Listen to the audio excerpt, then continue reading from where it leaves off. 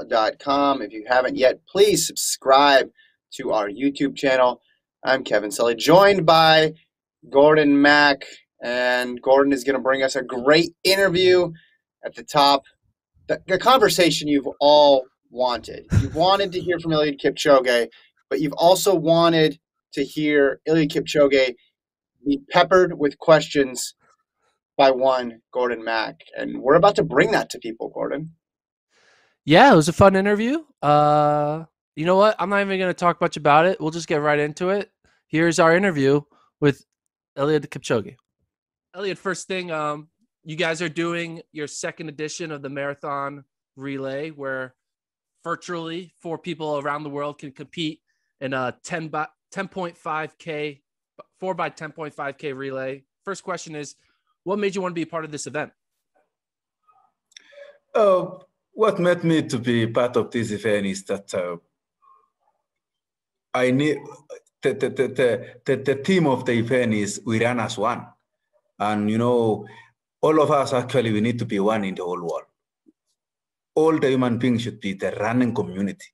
We need to actually to change all the human beings' name to be the running community. So I am participating in 10.5 kilometers on 22nd to make sure people run as one, people live as one, people actually think and share ideas as one, people actually have a peaceful lives as one people in the whole world. So my concern actually to register in this event is to see all of us in the whole world, as many as we can, running as one on that day.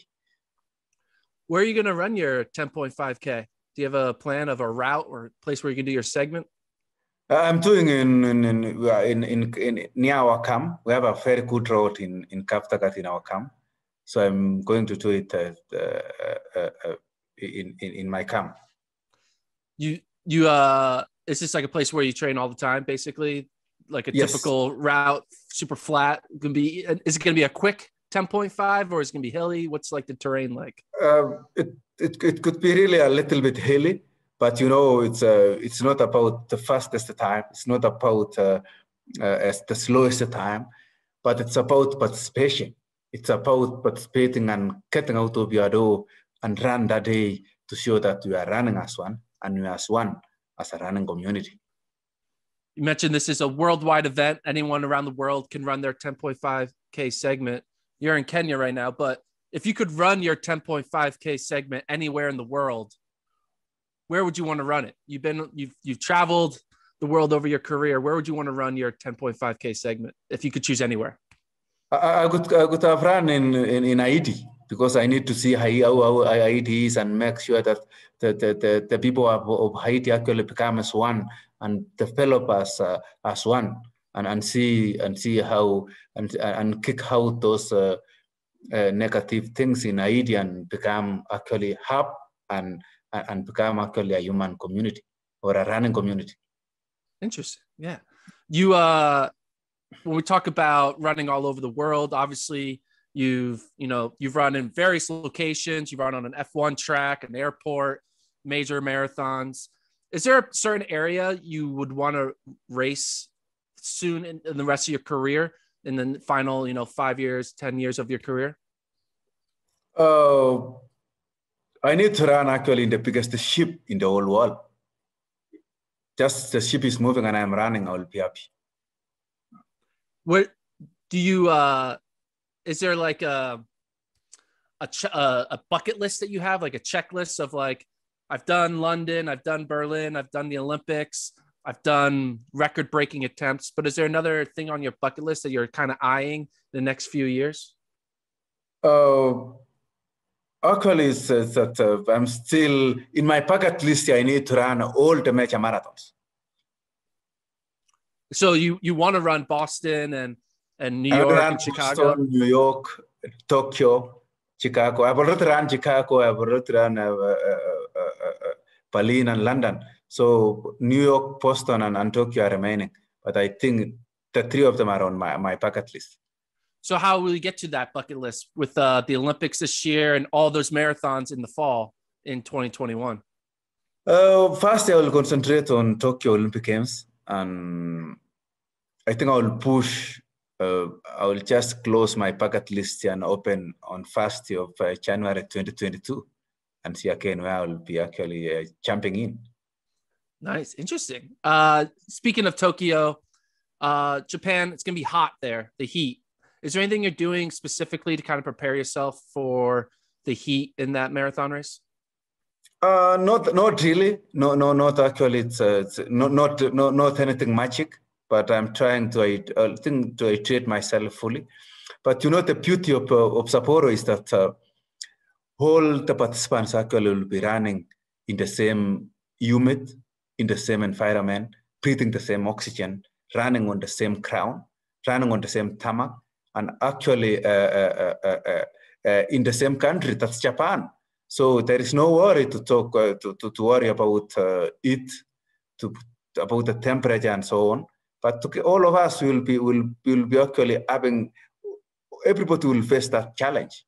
So it's out of question, but it should be actually it's in front of my mind that temperatures will be really high. But I need to become fit, train very hard, become more fit to enable me to run actually in that high temperatures. What do you kind of grab to motivate you now? You obviously, if you want most of the times you step on the road, you win, you break a world record, you challenge yourself with the sub-2, you've won an Olympic title already. So what do you kind of use to kind of motivate you during these final years of your career?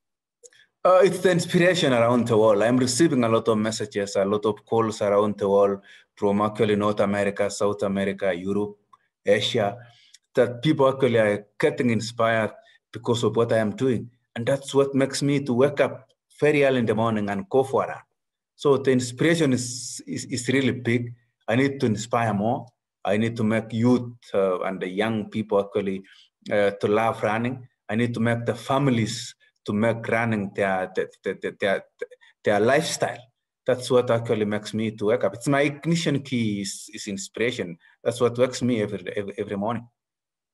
What's that like just on a human level to, you start running as a kid, you're just another runner in your country, and then you get good, but you're not just getting good, you're becoming like kind of transcendent. Like the name Eliud Kipchoge is kind of like identified with the marathon now, the same way like Usain Bolt is identified with the sprint events.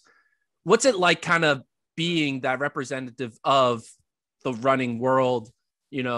Like, did you expect to become this transcendent as a human athlete? Not at all. I did not actually expect to be in this position at the moment. I was just working hard and running to break the barriers, to challenge myself every day. But life changes. It has actually come to where I am now. But but my happiness is a positive inspiration that I am actually injecting to the general population. Is it weird at all being like this famous in the sport of running compared to your fellow teammates and the people you run against? It's like, well, what you do, it has a lot more eyeballs than what other people do. Actually, it has more eyebrows, but I'm happy because those eyebrows are seeing the positive part of what I'm doing. That's my happiness. That's why I'm still pushing every day. Okay, I got a fun question for you. So what's the longest run you've ever done in training that you've had? Like, what's your longest run you've done? 43 kilometers. 43 kilometers. So yes. some marathoners, they like to kind of go even beyond once they're kind of done with the marathon. Have you ever thought about dabbing into like a 50-mile run or a 100-mile run and kind of see what the ultra marathon running world is like? Absolutely, yes. I think the time I'll call off the competitive running. I will have to run 80 kilometers, 60 kilometers, or the ultra marathon I'll need to participate.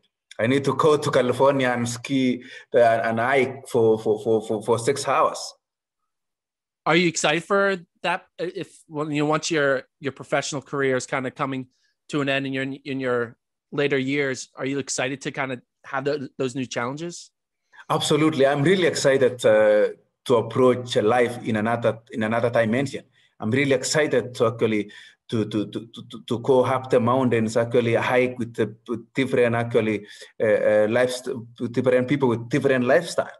I'm really excited to instill the inspiration to the youth in the whole world to travel all along the big cities, nearly each country possible to actually send the positive vibes. So I'm really excited to see how I will be actually performing after calling off this competitive sport. You have so many memorable moments in your career to this date. You have global titles, Olympic titles, marathon major titles. You have the 159, you have the 201. What's the most meaningful accomplishment that you've done so far? Is there a certain win? Is there a certain time you've run? Like, what to you it's like, that's the best thing I've done to date so far? It's breaking the 2-hour barrier. That I can say it's actually my highest moments ever, by breaking that 2-hour barrier and showing the people that anything is possible. That's why I always say no human is limited. And I trust 3 billion people will actually get this praise of no human is limited, and they will be actually doing very well. So breaking the 2-hour barrier actually still my highest moment. Is there anything that you can kind of compare that moment was to? Like, is it like some people say, oh, the birth of my first child is like the greatest moment in my life, but like, what can you kind of say the experience of doing something that's never been done before was for you? I think I can compare with that person who actually can go up even the mountain in where you can't think a human being can go up. And on the other hand is that I can compare to those who have actually go to Mount Everest, and I can say it's really hard, but people actually are making it. I never get to ask you this question, but how was the GQ shoot? The GQ shoot, when you got to model in all those different outfits, what was that like? It was really great. So it was my first time to wear those fancy clothes, and it was really a good experience. I love it. Did you get to keep any of the outfits, or absolutely yes? I had to keep some jackets and some few shoes, so it's really great. Sometimes I go around and look fresh. Absolutely yes. So what are you kind of focusing on now? Obviously, you have this relay event coming up next weekend, but beyond that, what do you kind of do in your training leading up to the Olympics? I'm focusing fully on my trainings towards the Olympics. You know, I have only 2 months of training, and my mind is fully on training, strength training, speed training, and I don't want to mix any other thing. But you know, Olympic Games is important. I want to actually give all my time actually to training for Olympic Games. Do you think that the race itself is going to be different? Obviously, we had a pandemic where a lot of athletes had not as many races under their belt going into an Olympics. You know, a lot more base training. How do you feel the race is going to play out with kind of having this 2 seasons of marathons kind of being canceled going into the Tokyo Games? I think it will be really a different race, because you know, first thing is that they will be running without fans. Secondly is that actually a lot of restrictions are there. People will be living in a bubble whereby you don't need to get out of the bubble, and it's really another life. But we need to actually to accept and move on. This is the only transition way towards our bright futures. Are there any certain competitors that you're eyeing to kind of work off of to kind of know how they will run their race? Or are you in the one-track mind? This is the way Eliud does it, and I'm just going to run my own race. I treat myself as the best one. So I don't have time to actually Google on the trainings of the other people, see how they are posting their photos on training. I trust my trainings actually are making me more fitter and more sharper. So I trust in myself, and I believe in myself. Does the race itself kind of not feel as big of a magnitude because you've had breaking 2 attempts, you've had already done the Olympic Games, and you've done most majors. Like, does the pressure or the grandness of the Olympic Games kind of feel less because of your veteran presence of being in the sport for 10 plus years? Pressure will still be there. Pressure will still be as huge as those races actually, as the NATO Olympics or even breaking 2. Reason number one is that over 500 million people are watching at the same time. And, you know, to instill people, to inspire people, you need to run well. People are all nearly over 500 million are seeing you that how will you actually tackle the Olympic Games? How actually will you run the race? So pressure will still be there, but all in all is that I will be happy to compete in Olympic Games and send a positive thoughts to everybody. Cool. Well, Eliud, thanks for taking the time to chat with us. Best of luck in Tokyo, and ultimately enjoy this marathon relay on May 22nd and 23rd. Thank you very much. I wish you well in America. I trust that you are actually handling the pandemic very well. I trust you have got your first vaccine. Yes, we double. I got both. Wow. Yeah. Yes. So how is the situation now? Well, people are getting the vaccine. It's now available to everyone, regardless of age. So things are going well, I think. I mean, I don't know. We're a big country, right? 300 million people. So it's going to be different everywhere you go, right? So people are excited to be vaccinated, or still people are skeptical with the vaccine? I mean, there's always going to be, people are excited, I think, because, you know, people are just excited to have a way to get back to normal. You know, that's the vibe I get. So it's good. Sporting events are getting more fans and stuff, and like basketball and baseball and all that stuff. So it's going in the right direction, which is good. Yes, and above all, now you have a new president and you can forge ahead in a good way. Yes. No more politics for the next 4 years. Yes. I wish you well. Yes, same to you. Thank you so much. All right. There we go. That was our interview with Eliud Kipchoge. I got to admit, Gordon, I've watched a million Eliud Kipchoge interviews. I don't think I've ever seen one where he turns it on the interviewer at the end, and especially to you with the U.S. vaccine update. Did you feel a little bit of pressure there? You have the greatest men's marathoner of all time wanting your thoughts on the current pandemic in the United States. I wasn't prepared for I didn't have the numbers offhand, so I wasn't I kind of was caught off guard, but you know, I think I handled it well. When the greatest of all time is asking you about your country's status, you feel like obliged to at least give him some type of information. And I feel like I did my best. So, but well, it is interesting. I can see the gears moving in your head. He's like, so do some people want it or not? And you're like, I don't know how I go with this one. How much time do you have? I just thought it was interesting that that's like something that that other countries think about, like, oh, how's it going over there? Because we're so stuck thinking about, you know, are the Sixers going to have 40% capacity or 10% or whatever, and just thinking about, can I go into a Walgreens or not? Then other people, we don't think about how this is happening in Kenya or in Japan or in Europe. So I thought it was kind of interesting. It opened my eyes. It's like, oh yeah, the pandemic isn't just a U.S. thing; it's a worldwide thing. I also will remember this interview as the one where you said he looked fresh in the GQ clothes. That was a good moment. I want to spotlight it on that. He seemed to like that. And also, in the beginning part of the interview, you asked him, where does he want to run a marathon? Because he's already run an F1 track. He's already run in an airport. He's run all across the world. And he said he wants to run on a ship. I think that might be the headline. I don't think I've heard that before. Again, you interview these superstars, and they've done a million interviews, so you never really get anything new out of them sometimes. But I think the breaking news here, if we have any aggregators out there, is Kipchoge wants to run on a ship. Yeah, I wasn't sure if there was like a translation issue, or because, you know, English isn't his first language. So I didn't really want to – I kind of went on to the next question because I was like, did he mean an actual like cruise ship? Because how do you run a marathon on a cruise ship? It didn't really make much sense. But maybe that's what he meant. I don't know.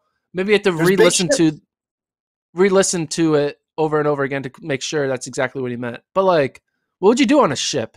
How would you do a marathon on a ship?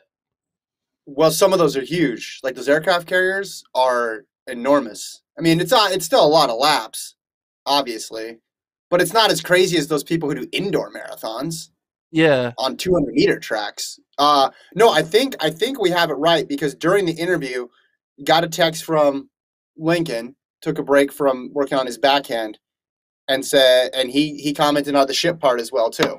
So it wasn't just me that heard it. Also, Lincoln was very pumped up to learn that you were doing the interview.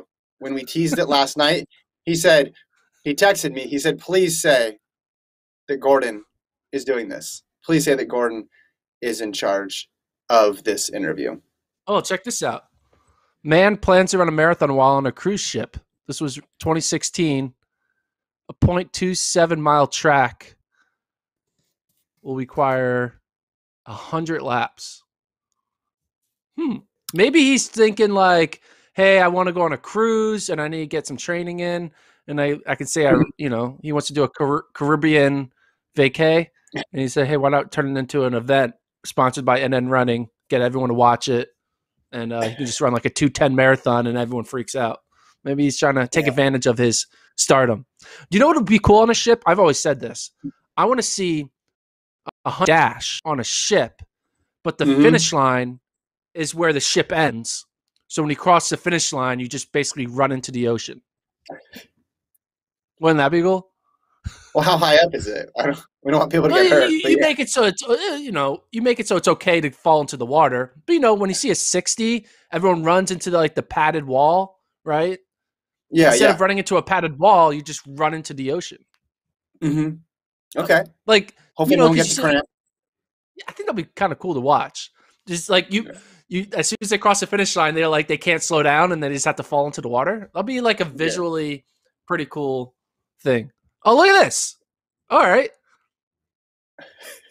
Paris 2024 holds 100-meter race on the river. Yeah, wouldn't this be cool? I guess, are they going to fall into the water in that situation? I don't know if they're going to fall in. They might stop ahead of time, but you got to love the natural backdrop here. That's a pretty cool shot right there. Yeah. I just would think, imagine the visuals, though, of Kipchoge.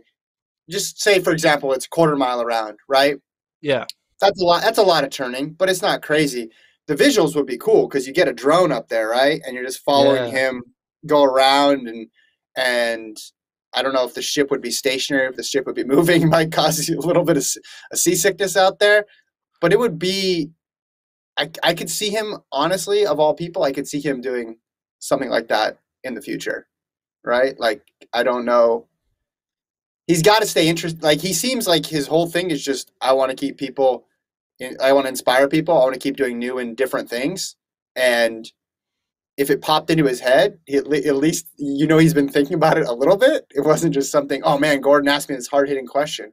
How do I respond? I think at a certain level, he's probably thought about it. Maybe he's a big, maybe he likes cruises. Maybe he likes the ocean. Maybe he wants to, be able to expense his cruise vacation and turn it into an event. You're like, oh, it's a work expense. I'm doing a marathon. All right. Yeah. So Nike will pay for it. I don't know. Great interview. Good job, Gordon. I'm proud of you. Well done. I tried. Let's talk about the Ostrava meet that's taking place tomorrow, featuring Joshua Cheptegei, another NN running athlete. It's being billed as a world record attempt in the 3K, which would make 3 world records for Cheptegei after breaking the 5,000 and the 10,000 last year. 7:20 is the mark to beat. 7:20 from Daniel Komen, one of the older records remaining. Obviously, the 3K isn't run that often, but 7:20 holds up. It's roughly equivalent to what Cheptegei ran for the 5,000. If you look at the World Athletics scoring tables, his 10K actually is a little bit above that, a little bit better. But back-to-back 340s, Gordon. There's a bunch of different ways to explain this, a bunch of different ways to break it down. It's insanely fast. What do you think about his chances? Well, the first thing to think about, if he does pull it off, he will have broken 3 world records in under a year, right? Yeah. That's pretty impressive. Maybe that's why he's thinking this. He's like, hey, I could say I was basically the greatest 365 days of all time, Has anyone ever broken 3 world track records in one year, not counting the roads? It would be insane. But I like the way you visualized it. It's back-to-back 340s, right? Back-to-back 340 1500s.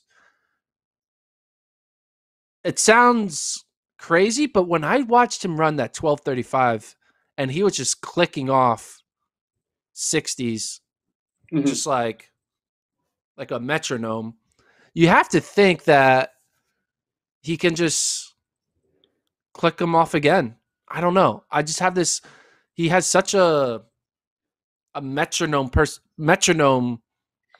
running pace in his mind now because of he's been able to do the 10K, because it requires a lot of concentration and a lot of focus of like, all right, I got to get through these 25 laps and the first 20 need to be perfect in order to get to the end. And same thing with the 5K. The first 8 laps need to be perfect so I'm in position to get to the end. And I think in this situation, he's going to be like, all right, I need to make sure my first 5 laps are perfect so I can get there to the end. And I think he will go out and he'll do 59, 59, 59. I think he'll do like 4 straight 59s to put himself in position. So go out in a 356 and then see what happens. Man, it's just weird when you say it like that. Go out at 356 and then see what happens. If you look at the all-time list, obviously Coleman up there, a cut above everybody else with multiple seconds. But then if you scroll down the all-time list, right, you got some big names like El Garouge, Gebre Selassie, and then you freeze right there. Yep, Eliud Kipchoge there at number 14. But look at number 17. Look who number 17 is, Stuart McSwain of Australia. He is rabbiting this race. So Chapter Guy is getting the 17th best person in history in the event to serve as his pacemaker. It lets you know that he's not there to screw around. It lets you know that he's not there. This is not a rust buster. I don't even know if Joshua Chapter Guy has any rust ever to bust. You looked at, even last year, you look at his races leading into the world record, the 5K, he wasn't racing a ton. Now that was because of the pandemic, but it's not even as if he tuned up with the 1500 or anything like that. This year, the only thing he's run is a 337 1500 at altitude. Yeah, this is last year. Look at that. He ran the 5K world record on August 14th. Prior to that, he had run that 5K on the road in Monaco in February. This year, all he's run is a 337, which it was at altitude, but he's gonna need to run 340 pace this year, so he can only slow down by a couple seconds. I'm not gonna count him out just because last year I think I did a little too much because I just thought, hey, this is audacious. If you run 12:35, you can run 7:20, not outside the realm of possibilities. I think as the distance gets shorter, though, gets a little bit farther out of his wheelhouse, it's going to be a little bit more difficult, but they wouldn't have McSwain there if they weren't serious. I think you're right. I think they're going to go out at 59 and see what happens. The year Coleman ran 7:20, his PB before that, his 5K PB was 12:45. So Chapter Guy, clearly faster than 12:45. The one thing, though, that Coleman did do, though, is his 3K when he ran 7:20, it was his 1, 2, 3, 4, 5, 6, 7, 8th 3K. Actually, 1, 2, 3, 4, 5. It was actually his 6th 3K of the season. He ran it in September. So he ran it at the end of a full season. It was an off year. There was no world championships that year. Yeah. He had basically run a bunch of races. He ran it September 1st. So he had been doing 3Ks and 5Ks and 1500s. So he was definitely, it wasn't a May race the way Chapter Guy's going at it. And I did notice when Chapter Guy did break the 5K world record, when we look back at the previous world record, it didn't come linear. It came exponential. Like you just have that big pop where that's when you do it. You know, not everyone just breaks 5 seconds and 5, then 5. They have that big jump. In this situation, he had run 7:25 twice, and then he had that big jump to 7:20. So history says it's going to be hard to go do a big leap like this in your first 3K of the season. Your legs might not be ready for like, hey, these 359 for these 356 opening 1600. But hey, he's 2 for 2 on world records attempts. So there's really no reason to think that he can't go 3 for 3. Am I right? I mean, look at this. I mean, you look at this. We watched this world record live with Paul Chelimo, who's going to be in this race. We'll talk about him later. But Cheptegei was just like, it's something crazy about this end-to-end running group, man. Cheptegei breaking these world records, Kipchoge, just having that smooth stride in the marathon. They are just like on another level. And I think he's not going to break it, but I wouldn't be surprised if he does. I think he might end up running like 7:23, which is still incredible. Well, that would put him ahead on that list. That would put him right there, number 2 all time, and it would be ahead of people like Gebre Selassie, Garouge, and Kipchoge. Coleman's run was an outlier, even by like an outlier's perspective. And Coleman, if you don't know, people watching, if you don't know, check out Daniel Coleman's career. It's pretty crazy. He never made an Olympic team and had a short but spectacular career and put up some just insane performances. You know, he broke 8 in the 2 mile. It seemed like he was built for that distance. Tough to tell because obviously he didn't run at the Olympics. He ran at the World Championships and did well there too. But his career was not that long, but he hit some of the highest highs. Yeah, I could see like a 7:22 for Cheptegei. You could probably talk me into that being the over-under. What do you think about Chelimo? Because say McSwain gets him through 3K, do you think anybody's going to be there to keep Cheptegei company, or at least provide some sort of, I don't want to say pressure, but some sort of company or feeling that, hey, I'm not just out here by myself? Well, I did reach out to Paul. He's in Ostrava right now. He texted me. I asked him for insight, like, hey, what are you trying to do? I was hoping he's going to be like, watch out, Bernard Lagat, I'm coming for you. That's what I thought he was going to say. But he didn't say that. I could pretend he did. He just said, I will just go based off of how I feel. This race is mainly a test of my fitness heading into the Olympic trials. When you're testing your fitness by going up against a guy who's trying to break the world record, that's a super daunting. But if you look at Chelimo's season so far, he hasn't really done anything that's kind of world beating or like super sexy of a race. I mean, he ran the 13:12 5K, and then he came back 2 weeks later, ran a 13:09. Both of those races, he lost to his. Oh, the first race he lost to his teammate. Second race he won. But you know, that's indoor in March. Training's kind of different then, and I think now that we're in May, 2 months later, gotta think he's sharper and fitter than he would have been back in March. I think he's going to put down a decent performance. I don't know if you'll see a American record. Check this out. Remember this? Put us up on the. Oh, this was last year. When Paul Chelimo was doing the shot put. You got him. Yeah, that was an incredible moment for track and field. I mean, look how big that shot is. It's incredible. Yeah, I like the fact that he's run the 13, low 10s and then the 13 high, 9s. It makes me think that his floor is going to be pretty high in this event. I don't think he's going to completely, have a bad one, but it's not fair to anybody to say, hey, go keep up with Joshua Cheptegei when he tries to break a world record. And, hey, go out in 59. Like, it's just going to scare people off. I think he's going to run basically low 7:30s, maybe high 7:20s. And if he does that, that's like, all right, you're fit. And I don't see 3 other people in the U.S. who can do that to get him 4th in the trials, right?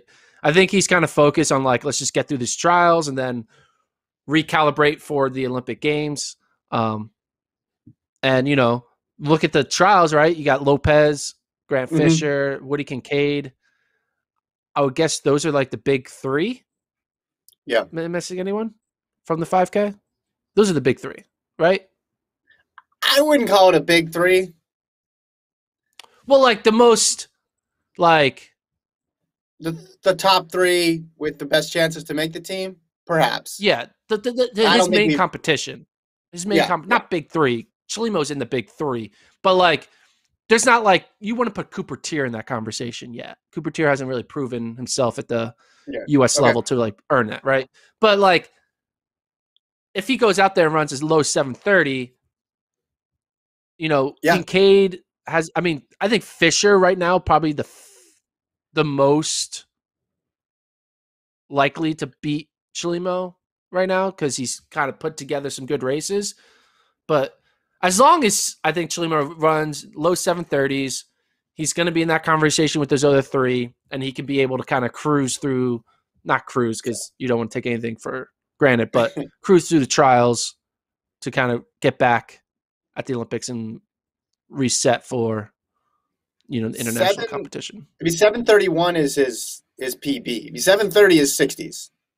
So don't let Cheptegei's crazy, ambitious, audacious goals for this race obscure the fact that even if someone runs 10 seconds slower than the world record, it's still a really good day.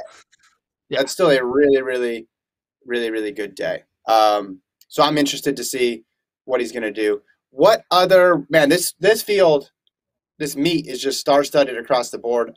I wrote the preview where I talked about 5 big questions here. Another one of the questions that I had was, will Sha'Carri Richardson get under 22 seconds? And if so, how fast does she go?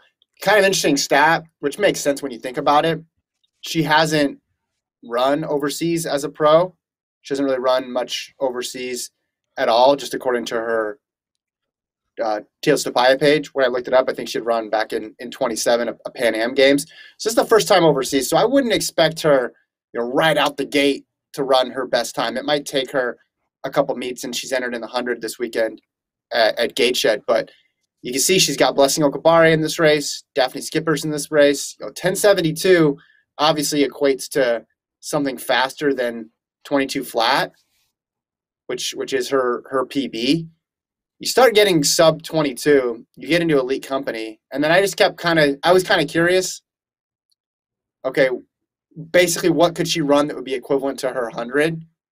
And these aren't exact things, but if she runs under 21.7, there's only a handful of women in history who have run that quickly, Shippers being one of them. So I think that's a possibility.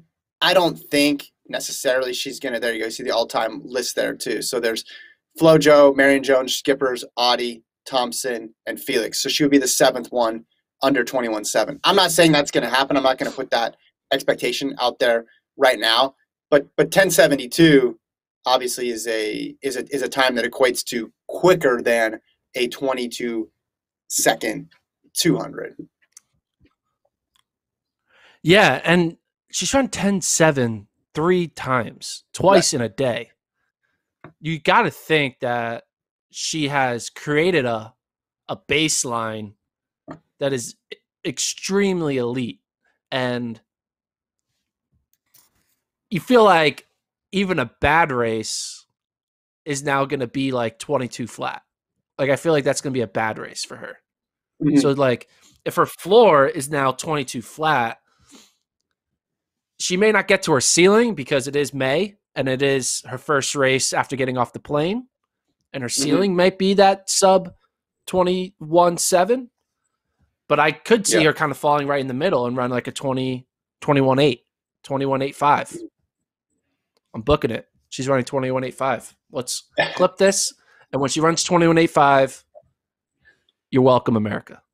That's all I gotta say. We got a good question from the chat asking what the weather is going to be like. It looks like the high tomorrow in Ostrava is 60 degrees with 80% chance of rain. So you got to put that caveat out there as well too. All right, she's changing my prediction. 21.95. 21.95. Okay. Because of weather. I think anything under 22 on your first race over in Europe with the travel, with the unpredictable weather. I think anything under, if she gets a PR, I think it's a huge win. I don't think she's going to leave Europe without a big performance. It may not be at this first one. It might wait for Saturday, but I think she's going to run, or this weekend, I think she's going to run obviously something good, because that's what she's been doing. She's just been clicking off these sensational times, as you mentioned. Men's sprint side of things, you have pretty interesting fields, 100 all the way through 400 with some big names. Carney James in the 400. 200, you have Kenny Bednarek and Fred Curley. And then Curley is also entered in the 100, where he'll go against Andre DeGrasse and Justin Gatlin. Weird stat. Weird quirk here, Gordon. Did you know? I love weird stats. Hit me. Fred Curley's 100-meter PR is only 1/100th slower than Andre DeGrasse's. That's crazy.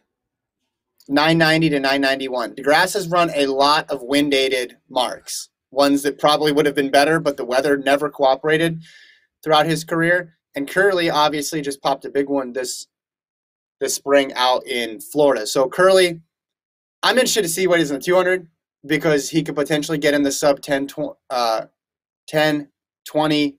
That should say 43 club. Look at that typo that I just put and broadcast out there. Very, very bad job by me. I'm firing my editor, which is Gordon. It should be the 10, 20, 43 club. The only other people who have done it, Michael Norman, Wade Van Niekerk. Curley obviously has the sub 44, and he could get he's already got the sub 10 this year, and he could get the sub 20 on Wednesday.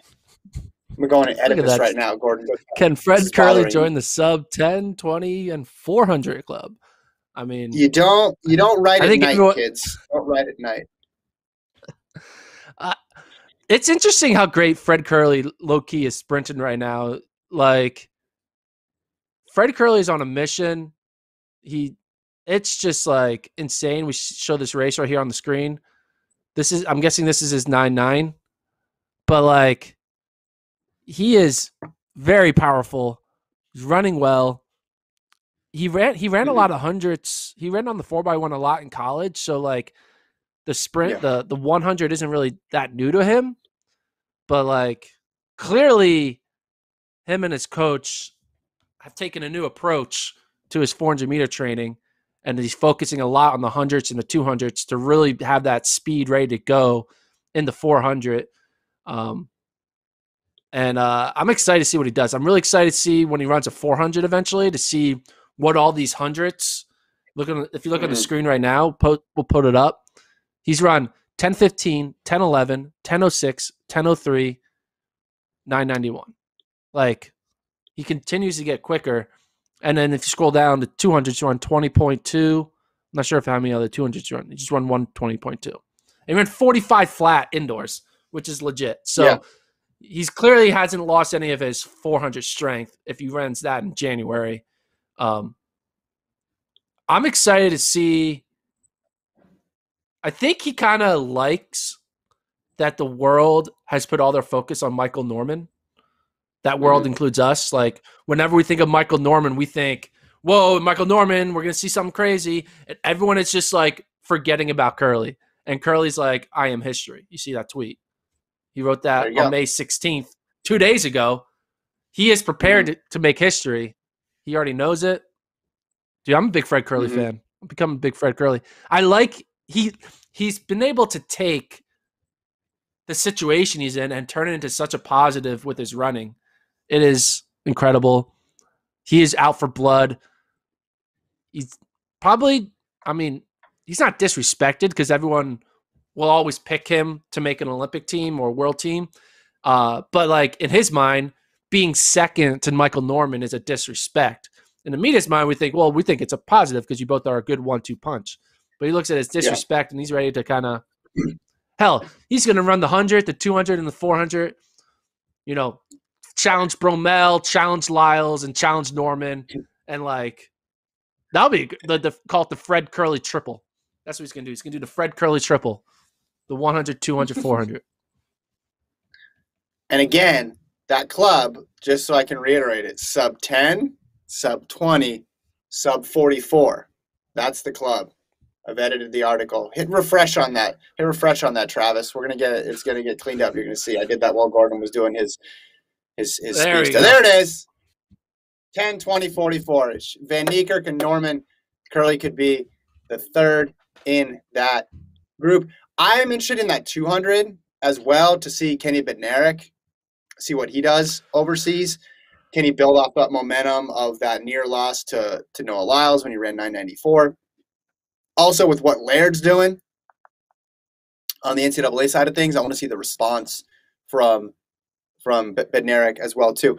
All right, what else? I mean, you got Genzebe Baba in this race, Gordon, or in this meet. You got Mondo, you have Sam Kendricks, you have a really good steeple race, you have Jacob Kiplimo. Who else are you excited to see in this meet? Mondo, the pole vault, right? I'm excited to see that. Anytime Mondo pole vaults is an exciting time. One thing I'm excited about is Travis, bring up the 800 list, the men's 800. We'll bring that up. But yeah, it's always just fun to see Mondo like just dominate a pole vault. But the men's 800, that's the women's 800. We'll bring up the men when we get a chance. Boom.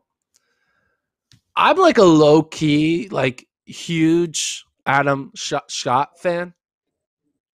There's not enough people in this race, by the way. I know there's not enough people. Actually, I'm a huge Poland. I'm a huge Poland 800/1500 meter like group because it's Adam Schott and who's the other guy that they have who's really good? Marcin Lewandowski. Yeah, Lewandowski. And I realized why have I become a fan of these guys is because I remember back in 2015. I'm not sure what year it was. 14 or 15. I went to the World Relays. And I happened to share a shuttle from the airport to the hotel with the Polish mid-distance group. And at the time, I was kind of like, oh. And I kind of like that 20-minute van ride made me fall in love with Schott and Lewandowski. And ever since then, I've been like, they're just like that low-key. They have like that Nick Simmons-esque kind of running style where they're not out there doing the Donovan Brazier running out, going out in 48 seconds, 49 seconds, or a Timothy Cheruiyot going out in crazy times in the 1500. But they find a way to be in it with 200 meters to go and kick and finish in the top three. So I'm excited to see Schott. It's a long-winded way of saying I'm excited to see Adam Schott in this 800. And you can tell that they care about him because he's one of the only guys who gets the lane by himself. If you look at this, if you look at the results again, lane 1 has 2 people in it. 2 has 2, 4, 6, 7, 8. So only Schott and Tuka get their own lane. Yeah. Well, and ironically enough, Tuka is Lincoln's favorite runner. When he saw him in Doha, he couldn't wait to interview Tuka. I know this was several years ago, but when you were on the shuttle with the Polish mid-distance runners, did they ask you about the United States' public health response at all? Did that come up? No. They did not ask me about future pandemic responses. No, they did not. Okay. Unfortunately. Sure. I'm interested in Genzebe Baba, Gordon, world record holder, running the event where she holds the world record, the women's 1500. There's one other woman in there who's broken 4. That's Winnie Nyando of Uganda. And I feel like Genzebe Baba is moving on to longer distances because she ran that really good half last year. But there's no half in the Olympics. And she's not going to be on the marathon team. So she wants to make the Ethiopian squad. She's got to make it in the 15-5 or the 10. But you have people like Letensepet Gede. You have people like Gudov Sagai. Like the Ethiopian team is, well, it's never easy to make, but it seems particularly hard in 2021. She needs to show something pretty soon here. She only ran one race indoors, and she DNF'd in Tarun. And again, I see her future in the longer distances, but that's not really compatible with a Olympic berth at this point. I guess she could go up to the 10,000 and try to take a crack there, but it's tough sledding for the world record holder. Post Olympics, I don't know. I mean, does she go all the way up to the marathon, or does she stick in the half and stay in that little in between zone that we've seen some people occupy, where they do 10Ks and they do a lot of road racing as well, and they try to make teams that way? I'm not sure, but 350 PB, I'm curious to see what she does here against a field that she should beat. She should win this race if she's going to have a good track season outdoors. Yeah. I mean, if she doesn't make the Olympics, there's going to be a lot of fall marathon budgets that are going to be more than willing to give her some dough to make her marathon debut at either London or Berlin or Chicago or New York, etc. So, yeah, we'll see how she's doing. She's not a 350, 1500 meter runner anymore. I actually saw that one live. That was fun. It was a good time. Oh, wow. Chanel Price was doing the rabbiting, and she was actually more excited than I think Dababa was after she broke the world record, because Price had to do like a perfect, like, I forget how fast she had to go out, but I think she had to run like a 2 flat or 2:01. I don't know what it was. Maybe it was like 2:02, 2:03, but she's like perfect pacing. There's two other events I want to talk about. The men's 10, which features Jacob Kiplimo, the other half of that Ugandan duo with Joshua Cheptegei. Hagos Gebreweigh of Ethiopia was on the initial start list. It appears that he has scratched, so you can make another edit to my preview there. But Kiplimo, obviously legit. Look up, Travis, get Kiplimo's like profile page if you can, just to see this guy's PBs are nuts, and I think he's gonna obviously make an impact at the world scene this year. But he's got, zoom in on this bad boy. So he ran 7:26. That was the same race where McSwain ran his big time as well too. 12:48, 27:26, and then that half marathon, right, as well. Like the guy has serious range. He's very young. 26:41 on the 10K on the roads. Yeah. That's half marathon world champion as well too. So he's good from 3,000 all the way through half marathon. The other one I'm looking at, the men's steeple. People haven't been paying attention as much to that race just because there weren't many races in 2021.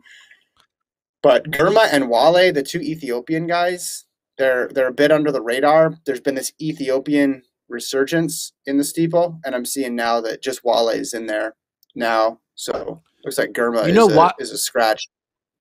You know why people aren't paying attention to the steeple right now, right? Why is that? It's because all their attention's on the NCAA men's 5K. That's right. People need to know who's going to win this NCAA men's 5K. Yeah, that's true. Oh, and they're all focused to see if LSU can get to 100 points in at the meet. But anyway, so Girma's not there, but Wale is there. It's just been interesting to see. Kenya obviously occupied that event forever, and now you're seeing some Ethiopian inroads. And then in the field events, Taylor versus Zango. You know what Christian Taylor does, Gordon? What does Christian Taylor do at major championships? He wins. He wins them. Yeah. Zango broke the world record indoors. That'll be pretty exciting to see those two tangle. It'll be the first time they jump against each other since Zango broke that indoor world record. There's been throughout Christian Taylor's career, there's been a lot of rivals that have cropped up. And for the most part, he always gets the better of them. So I want to watch that this year. That'll be fun. And there's always that 18-meter thing to keep track of. But this is a good meet, top to bottom. You know what I noticed about these start lists? Put the start list back up on the screen. No, Travis, put the start list. Now scroll to the left of it. Look at the logo next to the word triple jump. They got like a picture, a silhouette of a man triple jumping, right? Yeah. And each event has its own little silhouette of that sport. That's kind of cool. So that's a triple jump logo. See what this one is. There you go. There's 800. That looks like an 800-meter runner, right? Let's see if they look different when they go faster. A 1500, that's more of a stride. Mm-hmm. Pole vault. Look, I like this. Whoever's the designer. 100 meter, you got the blocks coming out of the blocks. I like this. And then what's the shop look like? Oh, yeah, look at the shop. He's got like pants on. He looks like he has pants on. Well, it's probably just based. They probably just took a silhouette of an actual athlete, someone throwing at the meet last year. People had doubts this would work well as a visual podcast, and I think we're proving them wrong here. It's just there's such an added bonus if you tune in because you can have Gordon talk about the logos on the entry list. We need to tell We need to tell Christian Taylor that in order for people to watch him jump, it's not on the World Athletics YouTube channel, that it's actually live on FloTrack. Because if you're from America or Canada or Australia, this whole meet is live on Flow. So, yeah, that's a little PSA. Guys, we've been talking about a meet that you can watch on FloTrack. So enjoy it. All the Continental tours are live on FloTrack, which is great. I think there's like 15 of them. It's going to be fun. So watch it live. Look at this. Look at this. We got the whole calendar right here. So that kicks off tomorrow. Boom. Yeah. Let's put up the schedule for tomorrow so people know as well when to tune in. When does it start? Get that up there. Yeah. Schedule. So 17 o'clock local time in Ostrava is, so that's 10 a.m. I think it's 11. I think the actual first event though live will be at 11. I think it's 11 a.m. Central. So yeah, Central. So around noon Eastern time with the women's 4-meter hurdles, and it progresses down from there. So that one will be on Wednesday live on Flow. And then this weekend, there's 2 other ones. And Duhar, which you can see in the United States. And then there's the Boston Continental Tour, which is going to be available for viewers in Australia. We're going to be, we'll be back on Friday to recap this meet. And then to preview the week. To preview the 1-8 matchup between the Sixers and whoever they play. And hopefully, the Spurs in the 1-8 matchup, right? Because the Spurs going to make it through the playing game. What's your confidence level of the Spurs versus Memphis in that 9-10 matchup? Low. I'm more confident in Joshua Cheptegei breaking the world record than I am in the Spurs winning that game. I'll tell you that. So you're saying, something that's never happened before, aka someone running sub 720. Is more likely than the Spurs beating John Morant and the Memphis Grizzlies? I didn't say it's more likely. You said, which do I feel better about? And definitely this guy right here on your screen. I'm putting my money on this guy, Joshua Cheptegei. It's been a tough season for the Spurs. There's been a lot of up and downs. And it's a difficult adjusting to the new normal where they're the 10th best team in the West. And I don't like it. And hopefully this will be a short-lived time in that part of the standings. So wait, they go so East goes Tuesday, Thursday, West goes Wednesday, Friday with the play-ins, and then the playoffs start Saturday for the rest of you guys, for the rest of you A-listers out there. Okay. Hey, Kevin, if you ever want to stop being a 10 seed and like start being a 1 seed, I have this whole process that you can use of how to become a 1 seed. My guy Sam Hinkie can kind of teach you how to get the best players in the world on one team without having to, you just have to lose a couple years and then all of a sudden you're the best team in the league. Can you take a wide shot? I just want to see, where do you keep your Eastern Conference semifinalist banners in there? I don't know if Cole, our producer, is there possible to go a wider shot for Gordon? I keep my Eastern Conference semifinals banners right next to when the Warriors had their Western Conference semifinals banners before they actually won. So, because everyone forgets the Warriors. The Warriors were eliminated in the first round the year before they won the title. And guess what? The Sixers were eliminated in the first round last year, which will be the year before they win the title. It's all coming together. Hey, I got Daryl Morey. Daryl Morey, the freaking GM of the 76ers, has retweeted my theory that the Sixers and the Warriors are the exact same team. I have proof on it. It's pinned at the top of my Twitter account. Travis can bring it up. See, Travis, bring it up. Don't bring it up, Travis. These were questions for Eliud Kipchoge that you could have asked that you definitely did not ask, and we're all worse because of it. Look at this. Look at this. Gosh, this is just. Hey, Daryl Morey, just want to give you a heads up. Hey. Yeah. Does it worry you that he should be, GMing out there, and instead he's retweeting random delusional fan comments? I mean, that would worry me. I don't know if the Warriors GM back in the day spent his time doing that. But if he did, that would worry me. So you don't have the Eastern Conference semifinalist banners up. That was a long way to say you don't. I do have I do have though. Look, check this out. Right here. Okay, Gordon's holding up a. These are. Oh, we've seen this before. Yeah, these are tickets from the 2001 NBA playoff series. This ticket is the one where they gave Allen Iverson the MVP trophy against Toronto in the Eastern Conference semifinals. I was at that game. I'm a big Eastern Conference semifinals fan. It's a bit. Well, listen, I was also like Sixers 10. fan. I was also 10. That's what you got to hang your head on if you're a Sixers fan. You guys don't actually win titles. You get a lot of participation trophies, so you have to make sure. Hey, man, enjoy the playing game. Are Enjoy the playing game. I hope it treats you well. I will when I'm looking at my 5 rings that I have. I've been telling people this because people have been hitting me up. They said it would be insane if you beat the Lakers, which is a very low chance that's going to happen, obviously, close to 1%, 0%. To me, as a sports fan, it would basically be our 6th championship. If we somehow knocked out the Lakers from the playoffs, and it would not matter if we lost all the rest of the games in the playoffs, if we got swept and lost by 100 points in the first round. It would not matter. That would be my 6th championship, and I would probably retire as a Spurs fan. I'd be so happy. Okay, when you retire, you can come join the Sixers fandom. Anyway, I want to stress out. Well, I'll just go more into track. I just don't want to stress out. I'll just watch individual sports. It's a lot more fun. We'll leave it there. Ostrava Continental Tour, Wednesday, live on FloTrack. Check it out. Thanks to Colt for producing. Thanks to Travis for producing. Thanks to our special guest, Eliud Kipchoge, for joining us. We will talk to you guys on Friday.